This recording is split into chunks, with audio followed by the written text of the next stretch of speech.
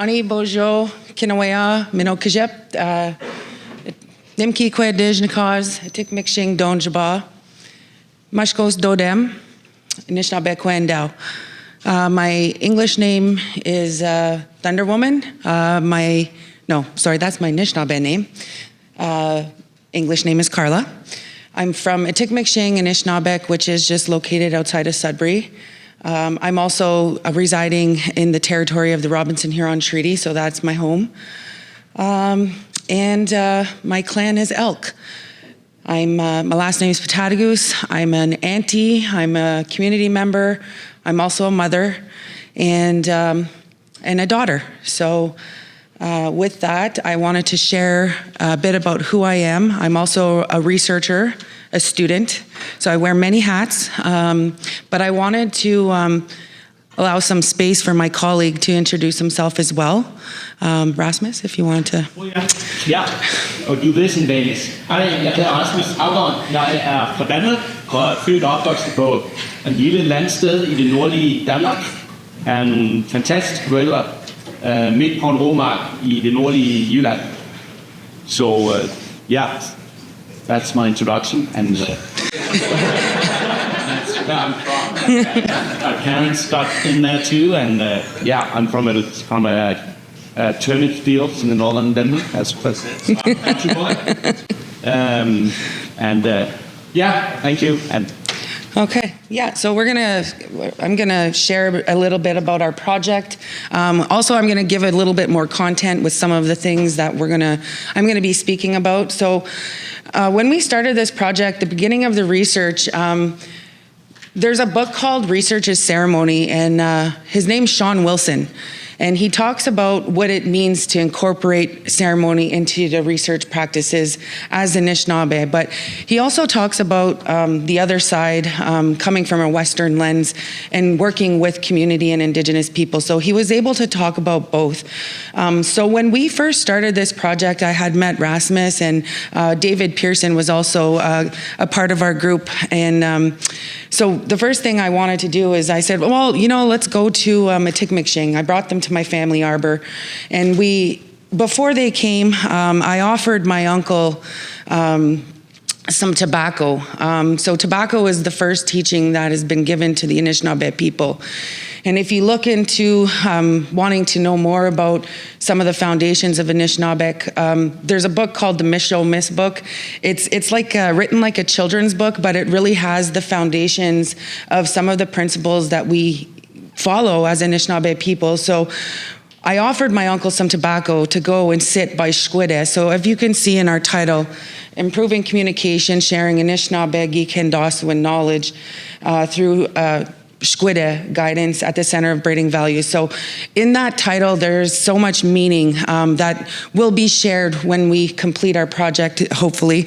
So my uncle kind of talked about the space when we sat together. We sat around fire. But recently, he had presented, and I really look up to my uncle because he's very knowledgeable. He guides a lot of things that occur within our family, and it kind of speaks to what we're going to be speaking about today in terms of the relationships with traditional knowledge and how we're going to integrate geoscience working with First Nation community. So Shkode, in our community, there's a road called Gabode. Gabode is connected to my family's name, and it means strong fire. So as you can tell by, just talking about the title, there's meaning and purpose into what it is we're doing. So when we sat with my uncle, we actually opened up our research with ceremony. I similarly did something, I am doing similar work with my own research. So I just wanted to share that. So today we're going to be talking about, we did our introduction. I'm going to talk about the project. You will see a little bit of the relationship building aspect in the work that we're doing, and some of the process, as well as what our next steps are going to be. So trying to keep it simple, and there will be opportunity for questions at the end. So we have here, I shared my relationality, how I'm situating myself in the research, but we do have a rationale attached to our project. So we want to be able to understand and enhance our collaborative interactions between geologists and Indigenous allies to focus on how we apply traditional knowledge to geological studies and practices. So going back to the basics of geology, for example, geology is the study of the earth. Geologists use physical evidence to kind of look at their relationship to the earth. That's as basic as it gets. So from an Indigenous perspective, we think of, geology is relational to us. We have been on the land for, thousands and thousands of years. So bringing it back as simply as stones. We are looking at stones. We are looking at the land, the rocks. So from an Indigenous perspective, stones have meaning. There is a relationship with stones. And when I say that, we look at them as living beings. So when you're studying the land and you're studying the rocks, what is your relationship to those rocks? What is your relationship to the work that you're doing? There's memory, there's knowledge, there's teachings that come with that. So we call stones mishomis, which is grandfathers. So as an Anishnawbe, I carry a bundle, my own bundle, and I have a relationship with that bundle. So if I have a stone in that bundle, I'm responsible to take care of it. So if you flip it to the other side and you have everyone in this room has a grandma, has a grandfather. So how do we treat our grandmother and how do we treat our grandfather? It's the same idea when we're doing research and when you're working with the land, you're looking at that as what is my deeper connection with my research and what is the relationship I have with my research and the things that I'm doing on the land? So that's just something to ponder as a researcher, the deeper connection that you have as a scholar, as a professional, as an industry partner. Like those are the things that make what we're doing in our professions important and how we can connect and relate to the First Nation communities that we're working with. So here's our team. So we have our research team, which is we have myself, Rasmus, we have Stephen Piercy, if you want to put your hand out. I think everybody, you're pretty known. And then we have Ross, who's also a part of our project in guiding some of the work that we're doing with the communities. But that's not just our team. So we are working with 2 communities. So originally we reached out to 4 communities, 2 have responded, and we are in communication and conversations with them. So the first one being Metachewan, the second one being Metagami. So both communities, I want to acknowledge that they do have relationships with mining industry and proponents and businesses, and they're very open to kind of having that dialogue, which I think is really good. But the map at the bottom, which is very different than the maps I've been seeing for the last 2 days, I have to tell you, I really appreciate the science behind the work that you guys are doing, and it's given me a bit of reflection. But on this map, if I can highlight here, there's right here is Metagami, and then here's Metachewan. So both communities are a part of a larger tribal council, which is the Waban Tribal Council. So they kind of oversee, and help and assist with like health services, research, building, the OCAP principles and data sovereignty. Like they're having conversations at that level. And I just wanted to give a visual as to where Metagami and Metachewan are, and kind of those communities work with the Waban Tribal Council, which it's kind of like an advocacy. So each community that we have met, they are sister communities, and they both acknowledge that they work very closely together. But when we meet with them, we do meet with them separately, because each nation has their own interest in how they want to conduct research and what that research is going to look like for their community. So we have some project objectives. I just wanted to just make note of the two pictures that are kind of laid up on the screen. So the first one with the 2 hands is the 1764 Treaty of Niagara. And the one underneath it is the Gaswenta, which is the peace, the Turo Wampum. I have this here because my uncle and my family and my nation also often shares that we need to remind our allies and the people we work with on a non-Indigenous side of things that we have treaty still. It is very much alive. It is an acknowledgement that our nations are sovereign. But it's true also not just with that relationship, but how we do business and work with research.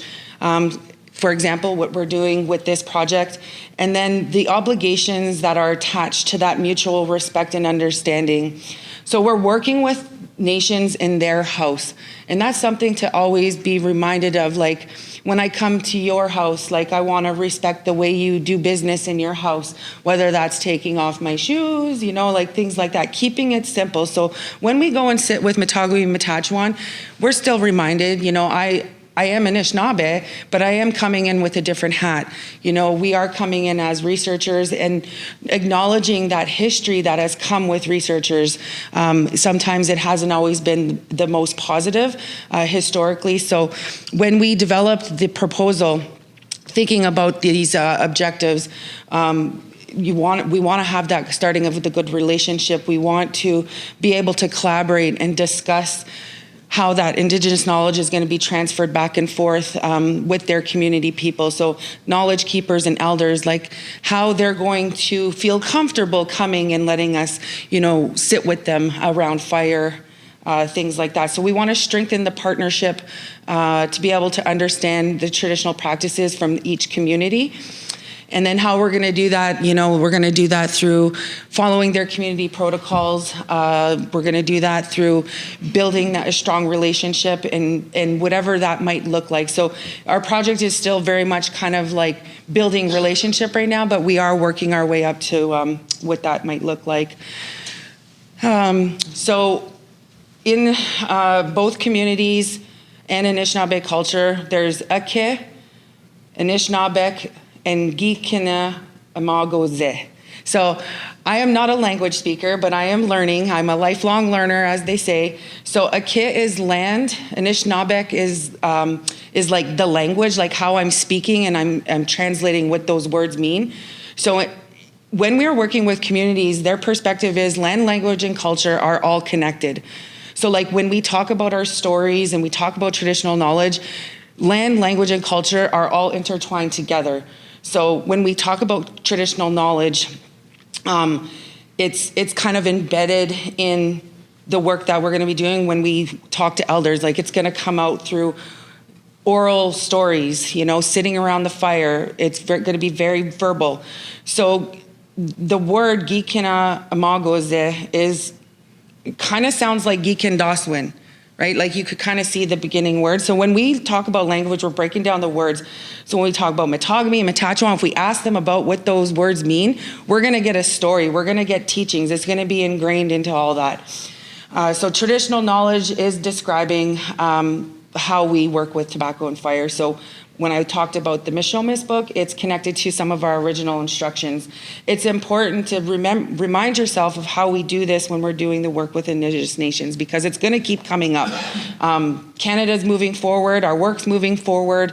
It's almost kind of going to be impossible to kind of continue to do the work without having conversations with Indigenous community based off of, their relationships and the treaty rights that are attached to that. So our research is mainly focused not so much on the industry side where we talk about impact benefit agreements. We're going to be focused specifically on the education aspect of research. So some of our methodologies would be, the storytelling, what living on the land, how that works, incorporating the 7 grandfather teachings, and from a two-eyed seeing perspective. So that's the framework we're taking with this project. We're seeing from both lenses. And then when we are finished the project, there'll be so much more description to what it is we're speaking about in working with the community. How we experience that is as researchers, as people coming into the community, we're going to experience their community life through going to Sweat Lodge, maybe going to a ceremony, understanding what those teachings are. Even for myself, like even though I've experienced it, I might hear it differently from someone from Metachewan, from Metahtegoose. They come with different elders, different knowledge keepers, different location and territory, the connection to the water and all those things kind of come with that. So that's what I wanted to share on this slide. What's my time like? How am I doing? 10 minutes. Okay. So we did attend recently both communities. So it was our first community visit. Before I talk about that, I just wanted to highlight the importance of ethics working with First Nation communities. So most First Nation communities don't have, or they're kind of growing and learning as much as researchers are, as an Indigenous researcher and in general.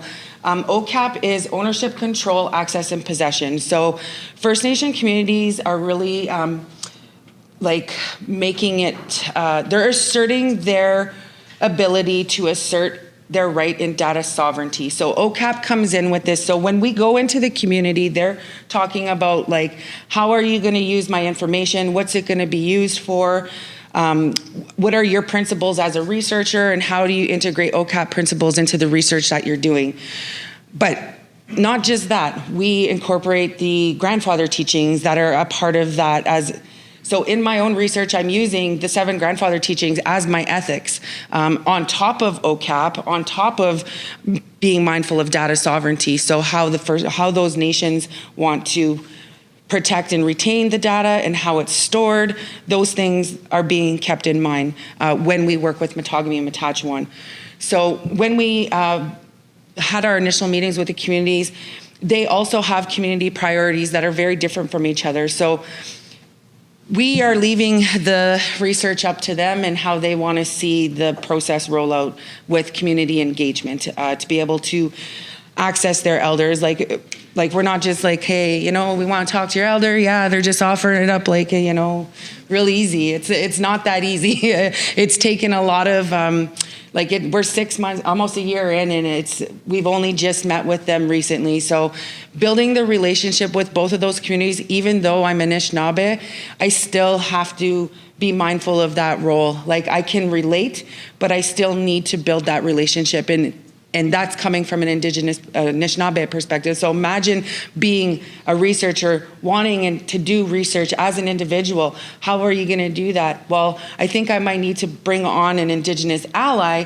someone who's from that community or another person who knows those teachings to be able to accomplish the research objective that you have for your research, whether it's in the geosciences or on the Indigenous side. So moving forward, we keep all of those principles in mind in our research.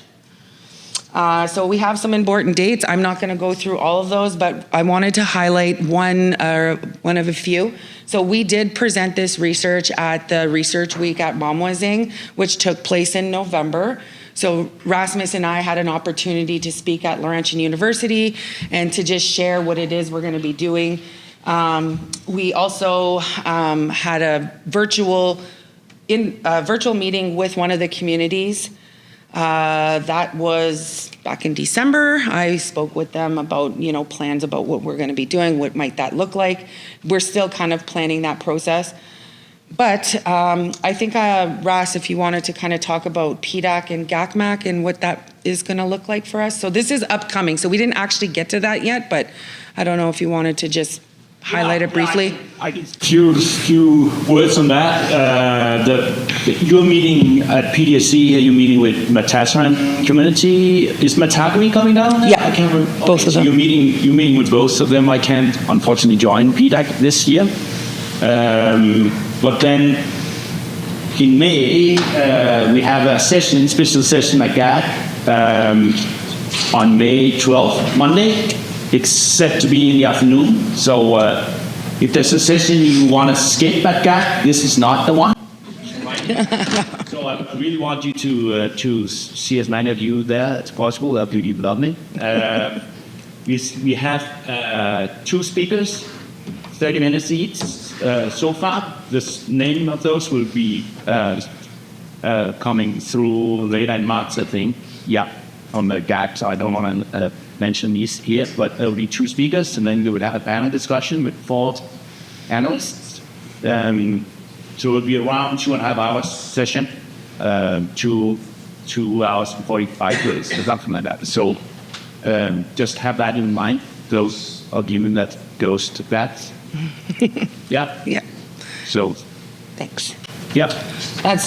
So that's just some important dates. I'm sure there's going to be much more, but there's lots of emailing correspondence going back and forth, and I didn't want to put that up there. It would fill up the page.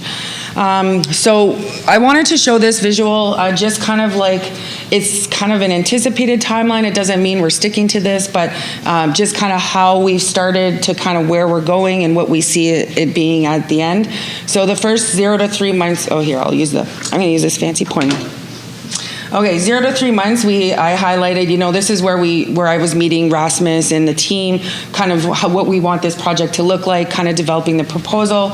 And then if you could see, right away I started reaching out to communities. This relationship building is happening throughout the whole project, and we'll even go extending beyond the project, because we even had a conversation at one of the communities. They're like, you're not just going to come in, do your research, cut it off, and then leave. Like, certainly that's not, we've had that conversation, like, that's certainly not the intention we want. We want to be able to benefit each other and continue that relationship with the community, and not just cut it off once it's done.